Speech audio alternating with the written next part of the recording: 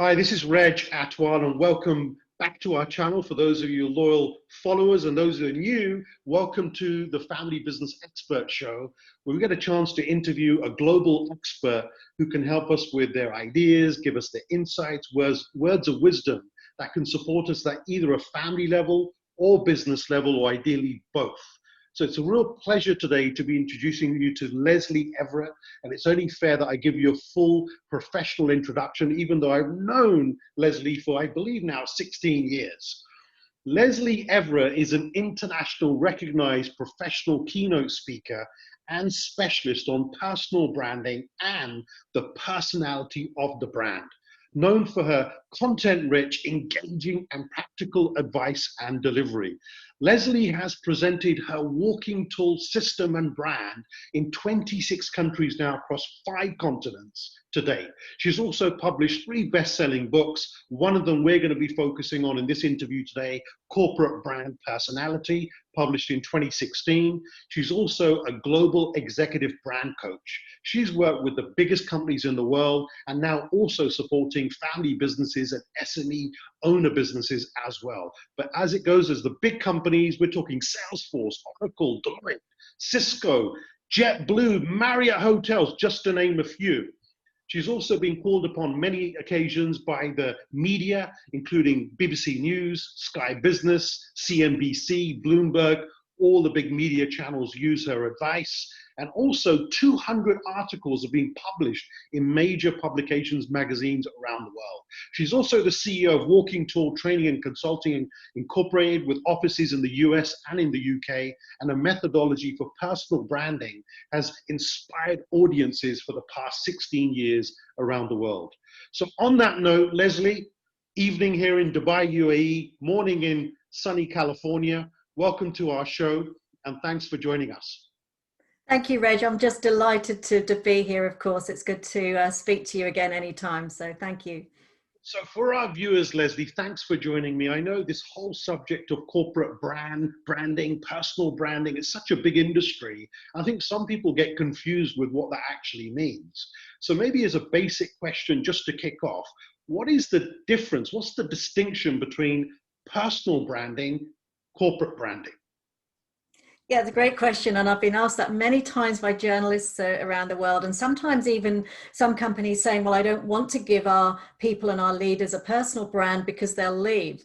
And hopefully those companies are diminishing in number right now, because it's the ones that really recognize the importance of having people that are really defined experts in their field and know what their brand is, know what they're great at, and are able to build that visibility and profile that in turn projects the corporate brand as well as their own brand and gives greater PR to the business. But I think, they go hand in hand, because I always say that the most powerful part of any company brand today, whether it's a big corporate or an SME, is what your clients or your customers say about your brand to their contacts. And what they say about it comes from an experience that they have with people. So with your leaders, with your people on the front of house or whatever it is, they'll talk about that experience, and that is how the brand builds. So the corporate brand messaging today, where millions of dollars get invested, is more powerfully projected by people behaviors and interactions than any other mechanism that I believe today that we use. So one of the things I know in your latest best-selling book, you talk about trust, you talk about respect, you talk about authenticity. Why are these, if I may, can I call these values, or are they called something else? Why are these values, or whatever your version is, why are these important for corporate brands linked to personal brands with the leadership team? I think, any consumer or client today is looking to work with or partner with a company that they believe has got real humans and personality at the front of it. I mean, people make the brand, as I said, and it's people and leaders that have the followers on social media today that build the trust, that build the authenticity, not just with themselves, but with the corporate brand that they work for. So it's just vitally important today that we make sure that our leaders are actually expressing and projecting their own brand, but in alignment with the brand messages that we as a company are spending a lot of time developing. So, it's just vital that we get this connection between the two, and we look at how do we really bring leaders up to be the best they can possibly be with their expertise, and project that out there. There's got to be a way to get our brand out there as a business more than ever before. So how does one do that, especially if we take this year, 2020, COVID-19 pandemic situation? Why is this more relevant now than before? Yeah. I think I was going through your book again. You talk about losing brand power or increasing your brand power because of these. Could you expand on those points? I mean, how do you go about making this happen in today's world? I think where we are right now, all of us, and we can test this out, whether it's professional or whether it's buying a consumer brand, whatever it is, we can test out that we want to buy from people that we feel that have some credibility, that we want to know about what they believe in, what their values are as a business. We have greater choice now. I think this whole situation has thrown us all up in the air, and we've kind of thought, well, what is it I really want now? What's my life all about? What really motivates me? What's my purpose? What do I need from my life right now? And I'm not going to waste time putting money into businesses that I don't feel have a good solid value set that matches mine and I want to invest in. So I think even more now, we've got to make sure that we use leaders to project that.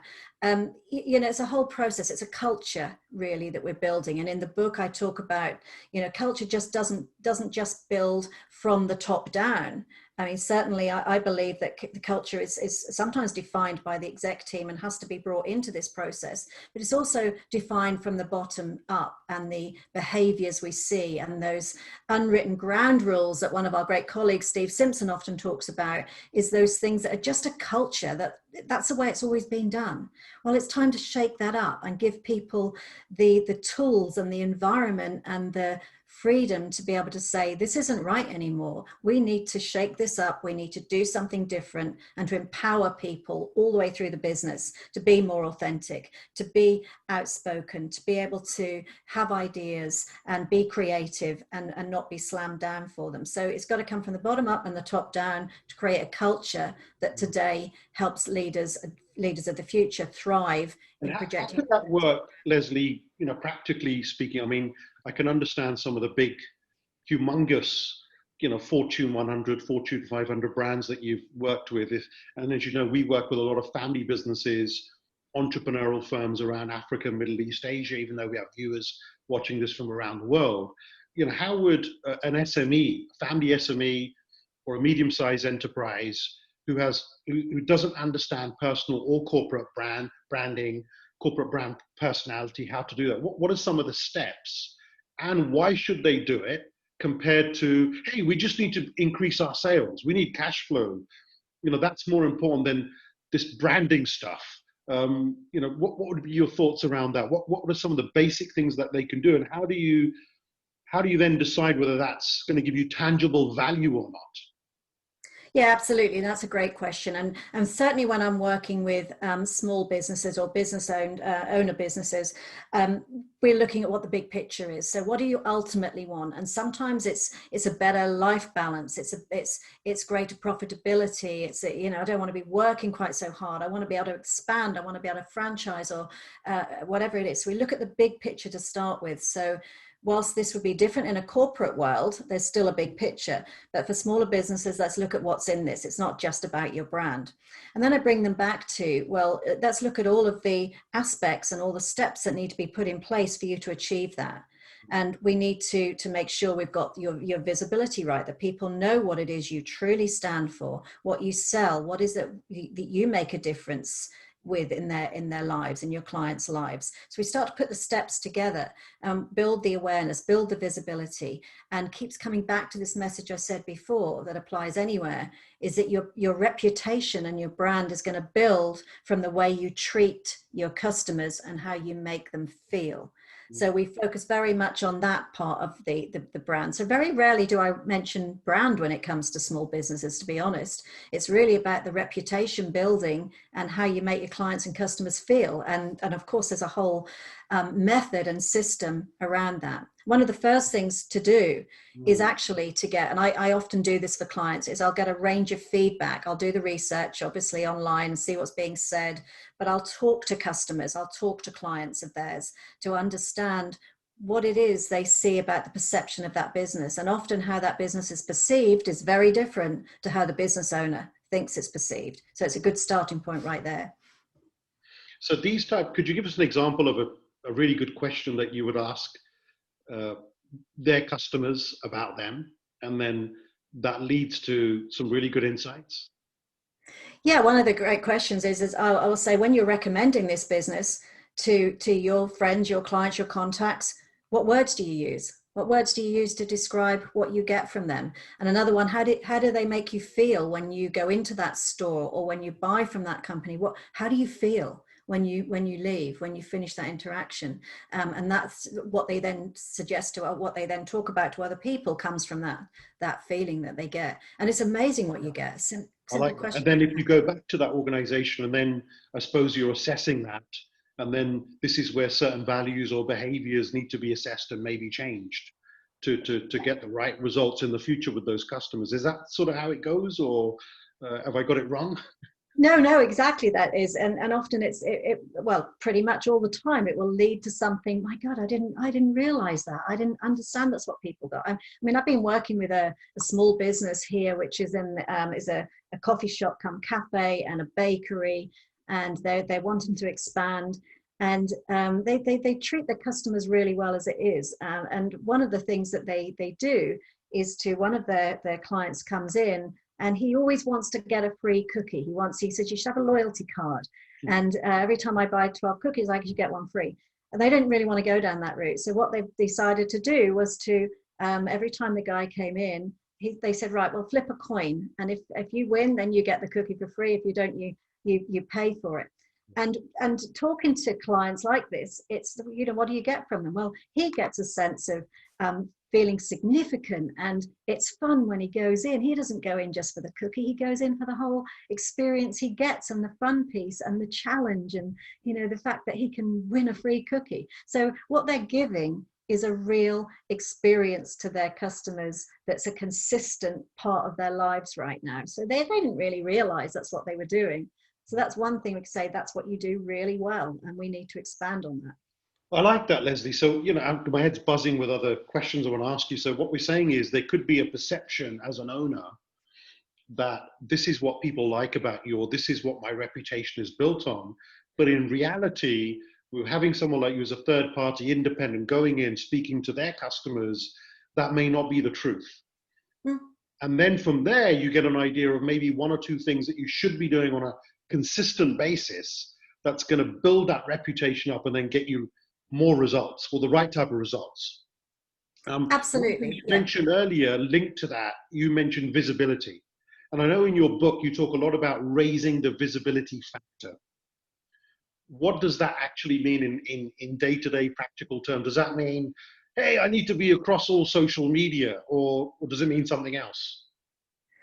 It's a whole combination of things. And I think when the term personal branding has been used recently, it's all about digital visibility, and we've got to be right across social media. Now, yes, it's a really important part, and it does form a part of the coaching and the work that I do. But there's lots of ways to be visible. And sometimes, business owners, they're not extroverts. They don't want to be spending all the time on social media and writing blogs all the time. But there are things to do that maybe in the volunteer work that they can do, maybe about supporting local community, making friends with their local journalists who could need content all the time about, what's a day in the life of a coffee shop owner, those kind of things. So we look at all aspects of visibility, getting them great at presenting a message, going and talking to schools, just spreading that piece out there. And then from that, their social media or their digital reputation builds. And of course, we do that proactively as well. But there's lots of ways of being visible and being able to be talked about for the right reasons. And what happens though if you've got owners who, and again, I know you talk about this in your book, who are shy? They're shy leaders. I've come across family business owners that say, Reg, I don't want my name and my brand or my face everywhere. Yeah. And they look at it bad. They look at that as a bad thing. I know you've come across that. So if you're a bit shy, is there other ways that one could do this to still be visible, but without maybe that person's face being everywhere? Yes, there are. And I mean, but I would go back a step from that, is to understand, well, why do you not want that? Let's understand. And often it's because they're very humble or they're modest, Hmm. and that's not them. Sure. But if you can get them first off to say, well, if you do this, this is going, we understand what their real drivers are. And their drivers might be to, I don't know, raise the love in the community or in their particular sphere of business and their sector. So when you get to the real drivers, we can then look at what do we need to put in place. And some of that may be that we need to have a bit more presence out there in your sector generally or in your community. So therefore we'll do that with a purpose. And then sometimes they'll say, great, I understand now, and that really does lead into my higher purpose. But there are ways to do it, you know, just being memorable with people, doing the right thing, checking in with people, thinking about what's on their agenda, that's clients or contacts of clients, just reaching out to people, just checking in with them is often a really good way of being visible and being talked about and being memorable. So there's a thousand different ways that Right. I can work with business owners to build that. Yeah, and you reminded me, Lesley, of a recent interview that we just did, and we'll make sure it's in the description area after this video for those who watched the entire episode today, with an interview with the chairman, founder and chairman of Jaipur Rugs from India, Right. which is a social enterprise. And Mr. N.K. Chowdhury, the founder, has 40,000 artisans as partners. 60% are women as weavers who make these beautiful rugs and carpets. And what's been happening, he's a very shy person, but he has someone in his company who has got the title of storytelling manager. And I know you talk about this in your book about uh, uh, stories about your presentational brand and telling stories. So Mr. Chowdhury's been doing this, and now he says, Reg, guess what? I may be shy, but I've got 40,000 stories to share with the world. And it's back to what you just said, which is it's not about marketing or sales. It is about expressing your values and who you are. And that could be done in many different ways with stories. Could you tell us about things that you've witnessed around building those stories up and how it's added value to some of your clients? Yeah, I mean, there's a lot of examples that I give in terms of stories and how it's really expressed the brand and the authenticity of the individual coming through. And I think sometimes people don't know what their values really are. And as a business owner and as a family-run business, we need to know what our values are and why. It's not just a set of great words that sound good. You know, these are values that come from who we are. There was once I was, oh, there's so many, but in terms of values, I think there's a story that I'll often tell in a keynote. There was a lady I was working with who was a CEO of a big publicly known charity in the UK. And she'd taken over this role. She was very confident. She'd present really well, and she'd tell stories really well. And we worked on bringing some more of this out. And she said to me one day, and she said, Lesley, do you know, I haven't always been like this. I haven't always been confident like this and bubbly. And I said, oh, is that so? She said, I said, can you pinpoint a time when it changed? And she said, I was at high school.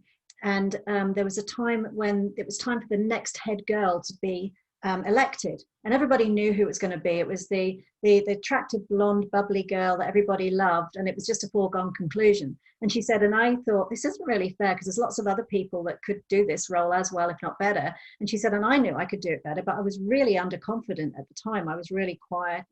And she said, I don't know what made me do it, but I went for it and I got the role of head girl. And we talked about this a bit. And what I uncovered with her is that I said, one of your strongest values with this work we've done is fairness. You didn't see it was fair that this person was just going to get that. So your value of fairness was so strong that it enabled you to interrupt that process, change the pattern, and do something different, and look at what that's given you in your life right now, because you focused on that value of fairness. It's so important, and just runs right the way through. She runs that charity. And there's lots of things like that, but we've got to get to the bottom of why do we have these values, because then we've got so many stories that can spin off. 100% right. And I think, you talk about in your book that it's the bedrock of everything, even though you may have individuals joining your company with their set of values, and everyone in that melting pot, everyone's unique.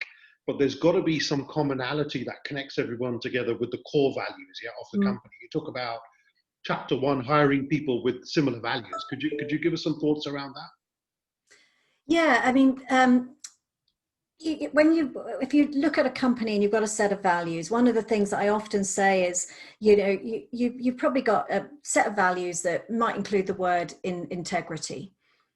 So yeah, that's a great word to have as a set of values, but every one of your people has a different view of what that word actually means. And what companies don't do really well traditionally is to help people to understand what that word, say integrity, means to them, so that they can use it every day in their own individual way, an authentic way, to reinforce it. So if I said to a room of 100 people, which I do and I have done frequently, write down the word integrity and give me 3 words that describe integrity to you. We can use any value, but you can guarantee, and you can test it out with a few people, that there's no 2 people that got exactly the same descriptions. Everybody sees a value differently, and that's the piece that we need to get to very deeply with our leaders, our employees, to give them the tools that allow them to really analyze what that value means to them, so that they can every day support that corporate value in their own way.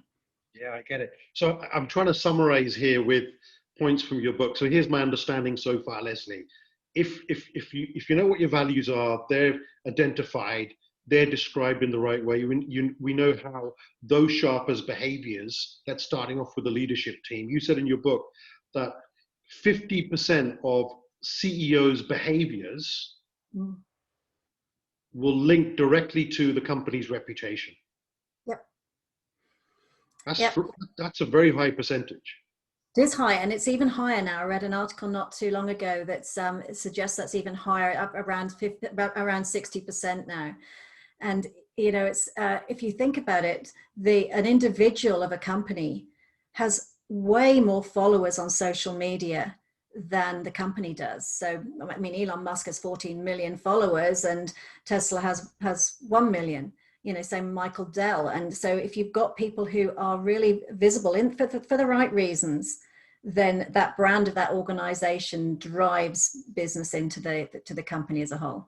Yeah, that's a good example. So what about the opposite? Again, in your book, you talk about leadership off brand behaviors. Yeah. So when someone's off, they're not on, but they're off, or, I've got different interpretations of what that could mean. But you also talk about good versus bad. So what could be some of the off-brand behaviors that, like the example you gave, 14 million followers personally, 1 million for the company, and if you're off, this could be the impact? Yeah, I think those, with the world we're in now, there's some very core leadership values that are needed, or behaviors rather, that are needed. And certainly collaboration and empowerment, I would say, are 2 things that are so important. If you're running a team of people and you're not giving them and creating the environment to encourage creativity and challenging and new ideas, and people to come forward with what they really believe is what we should be doing right now, if you're not empowering people to do that, that would be an off-brand behavior right now, if we're linking it to competitive edge and competitive advantage for businesses. Collaboration, we need to know what everybody's good at. A lot of companies have had to downsize. We need to be absolutely clear what everybody's strengths are right now and use them as best we possibly can to their maximum effect. And if we don't know what everybody else's strengths are, which often is the case, and whether it's an SME or whether it's a big corporate, then we're just not maximizing the people element of our brand and what we've got there. So those would be off-brand behaviors right now. And you often see a set of values that a company has and behaviors that don't support them. But I think those are 2 right now I'd feel. What about the good versus bad balance? So let's say you've got respect, And then you got disrespect. Is it as simple as that, of what could be good or bad with a certain value, or is there more to that, of what, of, you know, the opposites? So if someone's being disrespectful all the time as a leader, that will eventually have a knock-on effect throughout the culture. Is that what we're talking about when you talk about good versus bad manners, or have I got it wrong? Yeah. No, yeah, absolutely. The behaviors deployed by leaders, and as I said, from the bottom up as well, are going to rub off on other people. So, for example, one of the great ways of defining what a value is that we have is to think about what drives you mad in a business. And for me, communication and respect are key things. So if somebody continually turns up late for a meeting, that person's always 10 minutes late for a meeting, and then you've always got to catch up and it's always disruptive, that would drive me mad. So I can turn that around and say, what does that mean to me as a value? And it might not be about punctuality.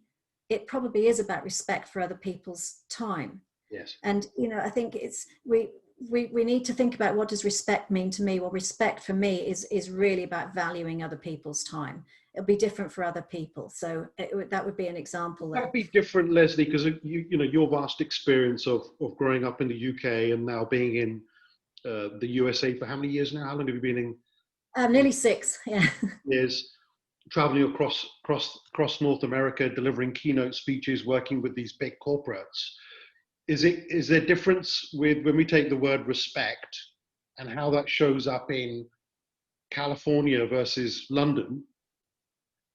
Is there cultural differences here as well? And if we think about our viewers who are from around the world, of what one person thinks is respectful and the other person thinks is disrespectful. That's a great question. They're very similar, to be honest. I mean, one of the things that I find here is, but it's not, it's a vast generalization, but I find in North America, people, I find this disrespectful, and this is how I would interpret it. Don't read through an email. If you've got 2 or 3 questions in an email, you might get 1 answered, 2 if you're lucky. So there's not the respect given to these points, even though it's a succinct email, you know, just three things. So you have to go back to it. And I find that that's possibly a bit of a culture. They don't use email so well here, but then again, that happens in the UK as well. So it's a whole thing around email. You know, I try not to use it where I can. I'll use BombBomb with videos. My kids don't even know what email is. Exactly. So, I mean, yeah. I sent you an email, kids, last week. I need a reply in that. Dad, what's email? We don't use email for communication. That's right. You can get much better response using text sometimes, but that's similar in North America too. I mean, there is a language difference. We think we speak the same language, and that's one of my biggest learning points, I think. You know, even things like the word revenue or turnover, we would use turnover for in a monetary sense in Europe. Turnover in the US generally means staff turnover. So you know, you've got to be careful with some of these terms, and yeah, and you could go through life not realizing this unless you really, you know, you're listening and you're learning all the time. Can I ask you, Lesley, you've been involved in the reputation management, corporate branding, personal branding space for a long time, okay? You've seen a lot. You've published, you know, 200 plus articles with major magazines around the world, been on television. Has things changed at all the last 17 years from when you started to now, or is the core principles of what you do the same? Do you know that I believe that both. When I first started out, it was very much, and when I first wrote Walking Tall, it was very much around image and the marketing side of it. But image was a big thing back then. That's certainly changed. And if there's, I worked with a graduate group recently for a big client, a FTSE 100 company client of ours that we've had for several years, who we do really good leadership programs with. But I had a graduate group, and there was one short discussion that somebody brought up, and it was related to image. And we spent probably 2 minutes on this because I didn't want to get hung up on it. they took that to a level where that was, we can't talk about that anymore, we can't tell people what to wear. And it was really, it was staggering for me that they thought that this was really not how things should be done in business. Now there was a little bit of, you know, okay, this is still an important topic here, you can't dismiss it even though everybody's working from home. Image is still important, but it was a massive lesson in how younger people coming into corporates now are thinking. And I'm not sure it's always a good thing, you know, that's still an important aspect. So the image side of it, I very much build into a non-verbal communication piece. It's not such a big piece anymore. I still believe it's important. Maybe it's not as important as it used to be. But the fundamental core of what I've been delivering and experienced over the years may have changed in terms of terminology, but I still believe that reputation is built up on how we make people feel and what their experiences are with us. More so now, we talked already about the trust and respect for people and understanding that side of business. But I think those parts are still there. They've just come more to the fore. Yeah, I get that. And I think for me, what sticks with me with the first time I ever met you, Lesley, is that just that quote of it's what your reputation, your brand is based on what people say behind your back. Yeah, I still use that. Yeah. That sticks with me. You know, that is the one, which is, yeah, what do people really think about you? What are they really saying about you when you leave that boardroom, that meeting room, or speaking engagement, or whatever it may be? You know, what are they really saying? And I think that's right. Yeah, like you talk about authenticity, and if you be true to yourself. And the other thing that, you know, you share in your keynotes, just for people who've never heard you speak before, is that I always remember that supermarket story, you know, where you talk about, you know, your brand and being consistent, and you don't know who you're going to bang into in the supermarket or the grocery shop. That's right. You know, so yeah, I love that story. Why is consistency important with your brand? Without consistency, you just create confusing messages and you don't make it easy for people to talk about you behind your back in the way you want them to. You just confuse them. They don't know how to recommend you. You don't make it easy for them to refer you, whether it's you as a business or whether it's you as an individual. So consistency is so crucial. You know, we're not going to be 100% consistent, but if we're really focused on the layers that we're adding all the time, so every communication we have, whether that's virtual, non-verbal, social media, whatever it might be, we're adding layers to our brand all the time, and it gradually grows. And if we slip up because something goes wrong, we don't quite deliver to expectations, it's not going to make too much of a dent. But if we're all over the place and consistency isn't there, people don't really know what they're going to get from you. And after all, a brand is just a label or a guarantee of what you're going to get when you work with me or my business. That's what we're talking about here. But if you're not consistent, nobody really knows what that is. Can I ask you, just before we start to wrap up, with your international business walking tool in UK and USA, I know in your book you talk about I love the model in your book. So people go to Amazon's, go to a bookshop, get the book, and you'll get into halfway through the book. There's this beautiful, beautiful model with 3 circles, inner circle going all the way out. You refer to as the brand personality layers. Yeah. And I'm curious to know that if you're working with an owner or entrepreneur of a business, but they're saying, Lesley, don't touch my business. I don't want to do the value stuff with my entire workforce. I don't even want other people to know that you're working with me. I want you to work solely on me, my personal brand linked to my corporate brand. What would be the 2 or 3 things that you would then do with them based on this beautiful model that you've got about the different layers that you use? Where would you start? What sort of things could you do privately for an owner or a board director, not for the entire company? Okay, so that would, that's a really, I don't think I've ever been asked that question. That's a really good question. It always, for me, comes back to the results of what we're going to get for you and what's important for you. And, you know, it's the old analogy, isn't it? When you buy a drill, you don't buy a drill, you buy the hole in the wall. So you want to work with me. What's your hole in the wall? What do we need to achieve for you? And it could be a multitude of different things. And then we'll start to hang off various things that need to get you to that end result. So it could be just the way that you start behaving in the business. You know, do you know everybody's name? Do you know what they do? Do you know what they're really good at? When did you last have one-to-ones with people so you can truly get to know them and ask about their life? You know, what challenges do they have? That's worked quite a lot with senior leaders when they don't really know how to do that. And, you know, finding out about the strength that somebody might have that you never knew about. Maybe changing the rules of engagement you have for internal meetings. You know, what do you want out of your meetings? Let's have a look at how you structure those. So all of these sorts of things about how they run their business from a people perspective rather than operational perspective can really help them to get a grip on what they want to achieve without changing the business or changing the brand or being really visible about it. I like that. And I think the other thing that I really liked about, you know, what you do with executives, I think that story part is really important. Yeah. Because, you know, you coach people on how to get those stories out, but those stories shared, whether it's on the platform, with their teams. Yeah, I'll give an example. There's the amount of chairmen that I come across in family businesses who are in their 80s or 90s. And if you look at the third generation, that senior person is not sharing all of their stories with them. Yeah. And yet, if that's not even happening internally with their own family, that means Yeah. zero is happening externally. And you're yet, so right. Yeah, go ahead. The stories are just so important, you know. And also what we should mention here is humility, because people love to hear where you've made mistakes and how you've handled that.